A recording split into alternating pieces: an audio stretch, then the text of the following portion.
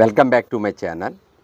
ఈరోజు నా గార్డెన్లో బీరపాదులు కానీ ఒక బీర గురించే చెప్తాను ఈవేళ. బీరపాదులు నేను ఇంత మంచి ఈల్డింగ్ తీసుకోవడానికి నేను నా మొక్కలకి ఏ విధమైనటువంటి జాగ్రత్తలు తీసుకుంటాను చూపిస్తాను. చూడండి, నా గార్డెన్లోను ఇప్పుడున్న కొత్త పాదులు అయితే 4 పాదులు పెట్టాను. 4 పాదులు 2 పాతవి. ఈ 2 పాదులు పెట్టి 3 మంత్స్ అబవ్ అయింది. ఇంకా అయితే నేను ఈల్డింగ్ తీసుకుంటున్నాను. 3 మంత్స్ అబవ్ నుంచి ఇంకా కాస్తున్నాయి. ఈ చెట్టు నుంచి 19 కాయలు ఆల్రెడీ హార్వెస్ట్ చేశాను. ఈ కాయతోటి 20 కాయలు పూర్తయినట్టు అన్నమాట. ఒక చెట్టు నుంచి 20 కాయలు పైన ఈల్డింగ్ తీసుకోవాలని నేను ఆశపడ్డాను. ఈ కాయ హార్వెస్ట్ చేస్తే 20 పూర్తయిపోతాయి. ఈ వీడియోలోనే ఈ కాయ హార్వెస్ట్ చేసేస్తాను. 20 కాయలు పండించినటువంటి ఆనందం నాలో కలగాలి. చూడండి, ఇంకా థర్డ్ హార్వెస్ట్లో సెకండ్ హార్వెస్ట్ అయిపోయింది. ఇంకా థర్డ్ హార్వెస్ట్కి ఇగో ఎలా ఉన్నాయి చూడండి రెడీగా. నేను నా మొక్కలకు వచ్చేసరికి ఎవ్రీ 15 డేస్కి వచ్చేసి ఒకసారి నేను ఇది కౌ మెన్యూర్, ఇది ఓల్డ్ కౌ మెన్యూర్. ఎవ్రీ 15 డేస్కి ఒకసారి నేను కౌ మెన్యూర్ వాడతాను. అలాగే మంత్లీ వన్స్ నెలకు ఒకసారి వచ్చేసరికి ఇది బోన్ మీల్, ఇది అలాగే ఇది వచ్చేసరికి ఎగ్షెల్ పౌడర్ అన్నమాట. ఇది ఎగ్షెల్ పౌడరు ఇలా స్టాక్ చేసుకుంటాను. ఎగ్షెల్ పౌడరు నేను మొక్కలకి ఎలాగిస్తాను చూడండి. నా బీర చెట్ల నుంచి ఎంత విపరీతమైనటువంటి ఈల్డింగ్ తీసుకోవడానికి కారణం ఏంటంటే నేను వాడే ఈ పదార్థాలే. లిక్విడ్స్ ఉన్నాయి, అవి తర్వాత చూపిస్తాను. ప్రస్తుతానికి ఇవి అయితే చూపిస్తాను. ఇలాగా కుండీ ఓరంట ఎడ్జ్లో ఇలా ఖాళీ చేసుకుంటాను కొద్దిగా, ఎందుకంటే వేర్లు ఇక్కడే ఉంటాయి, పైపైనే ఇవన్నీ వేర్లు పాడవకుండా డిస్టర్బ్ అవ్వకుండా జస్ట్ ఇలా ఖాళీ చేసుకుంటాను. ఖాళీ చేసుకుని కొద్దిగా మెన్యూర్ ఇచ్చేస్తాను. కో మెన్యూర్, ఓల్డ్ మెన్యూర్. చూడండి, ఇది బ్లాకిష్గా ఎలా ఉందని.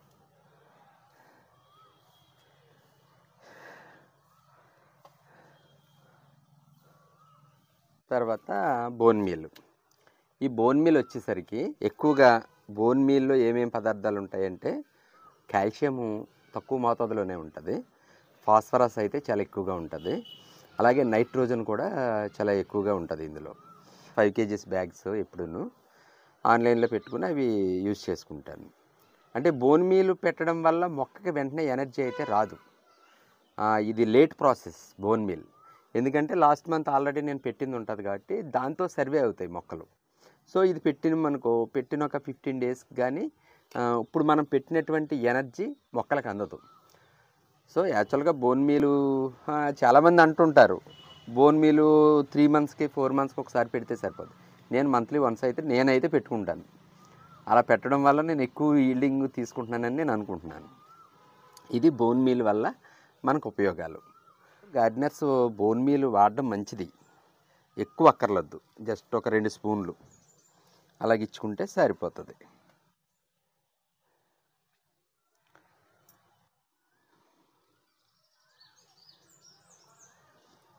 ఇలాగా మనం జాగ్రత్తగా బోన్ మీల్ వేసుకుని, అలాగే ఇది వచ్చేసరికి ఎగ్షెల్ పౌడరు.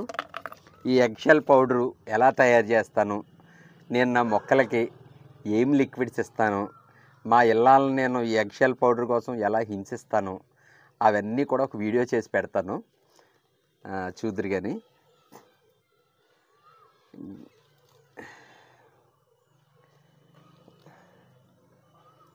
ఇది ఎగ్షెల్ పౌడర్ వల్ల మన మొక్కలకి విపరీతమైన కాల్షియం అందుతుంది. బోన్ మీలు ఎక్కువ పూత రావడానికి దోహదపడుతుంది, పువ్వు కాయగా మారడానికి అదే యూజ్ అవుతుంది. అలాగే మనకున్నటువంటి ఈ ఎగ్షెల్ పౌడరు రిచ్ కాల్షియం ఉంటుంది ఇందులో. ఇది కూడా పిందె ఎండిపోకుండా కాయగా చక్కగా మనం మారడానికి చాలా దోహదపడుతుంది. ఇవి 2 మాత్రం ఖచ్చితంగా గార్డెనర్స్ అర్థం చేసుకోండి. అలా మనం కప్పేసుకోవడమే, కప్పేసుకుని వాటరింగ్ ఇచ్చేసుకుంటే సరిపోతుంది.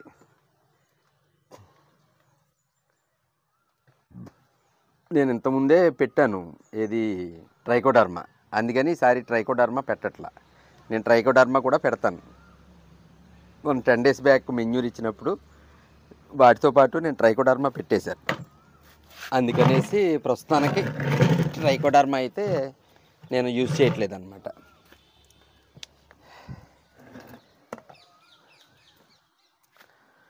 చక్కగా వేరు దెబ్బ తినకుండా ఇలా ఖాళీ చేసేసుకుంటే అయిపోయాయి.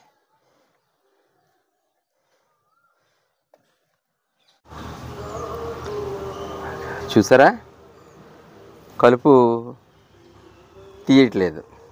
ఎంత మొక్క వచ్చేసిందో చూడండి. కలుపు మొక్క, కలుపు మొక్క కనపడితే నాకు కడుపు రగిలిపోద్ది. అయితే మనము యాక్చువల్గా మొక్కకి ఒకసారి ఒక క్రాప్ మనం తీసేసుకుంటాం. ఒక క్రాప్ తీసేసుకున్న తర్వాత రెండో క్రాప్కి వచ్చేసరికి మనం కడిగి మెన్యూర్స్ ఇవ్వాలి. మెన్యూర్స్ ఇస్తే అవి చక్కగా ఎనర్జీ పుంజుకుని ఒక 1 weekకి మళ్ళీ ఫ్లవరింగ్ స్టార్ట్ అవుతుంది.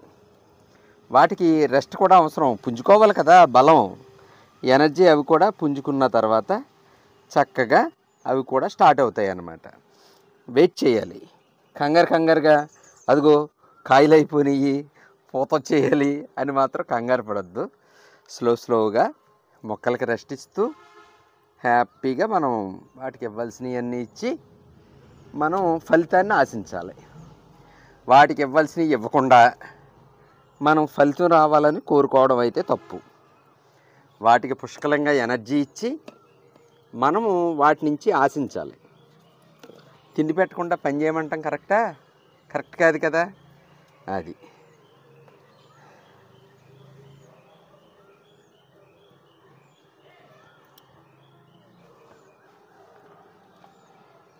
సింపుల్ అండి.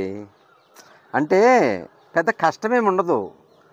మొక్కల మీద ప్రేమ పెరిగిందనుకోండి, మనం ఎంత పని చేసినా ఆ పని పెద్ద కష్టంగా అనిపించదు.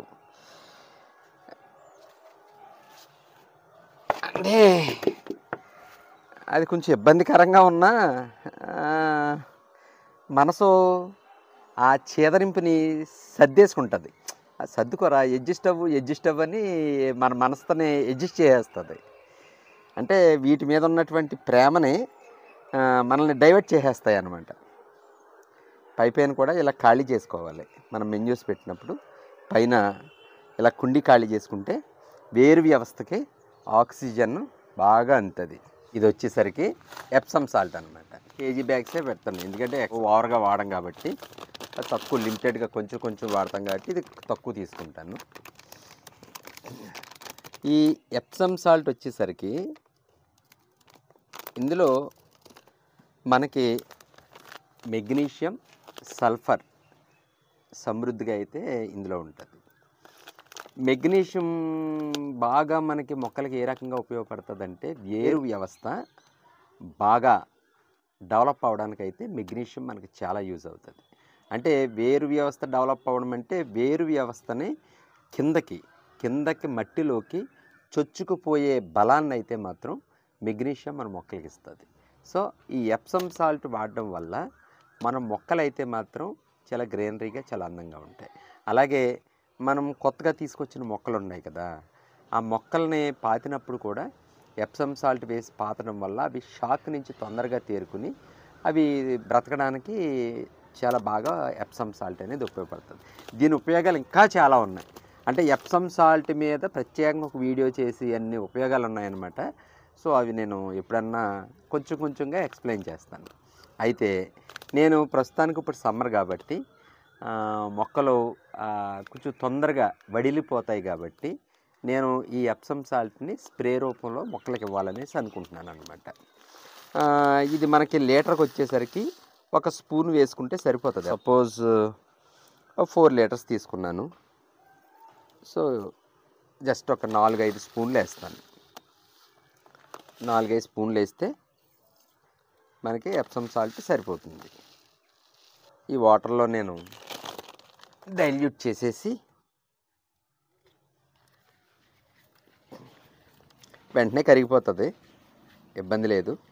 కానీ సమ్మర్లో 10 డేస్కి ఒకసారి కనుక ఎప్సమ్ సాల్ట్ స్ప్రే చేస్తే గార్డెన్ భలే గ్రీనరీగా చక్కగా ఉంటుందండి. దీన్ని ఇలా డైల్యూట్ చేసేసుకుని మనం వాటర్లో వడగట్టేసుకోవాలి, అంతే.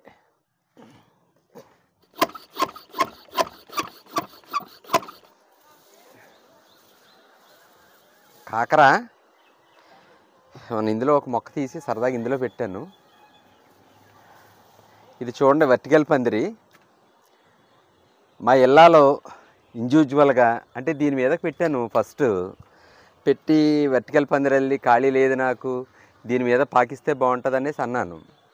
దానికి అదే నాకు తెలియకుండా వర్టికల్ పందిరి అల్లి దీని మీదకి దీన్ని డైవర్ట్ చేసింది. అంటే ఇప్పుడు వచ్చి చూసరికి షాక్.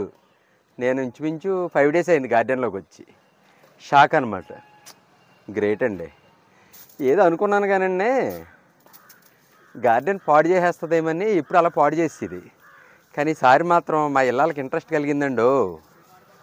గార్డెన్ మాత్రం చాలా నీట్గా ఉంచింది, నాకు ఇబ్బంది లేకుండా. నేను లేని లోటునైతే మాత్రం నా మొక్కలకి తీర్చేస్తుంది, పర్వాలేదు, హ్యాపీ అనమాట. అంటే గార్డెన్ మా ఇళ్ళకి వదలొచ్చు, దానికి కూడా ఇంట్రెస్ట్ పెరిగిందండో. మొక్కల దగ్గర ఉంటే మొక్కలు అట్రాక్ట్ చేసుకుంటాయి మనిషిని, ప్రేమను పంచుతాయి. ఆ ప్రేమకు అలవాటు పడితే, మొక్కల ప్రేమకు అలవాటు పడితే ఆ లెక్కే వేరండి.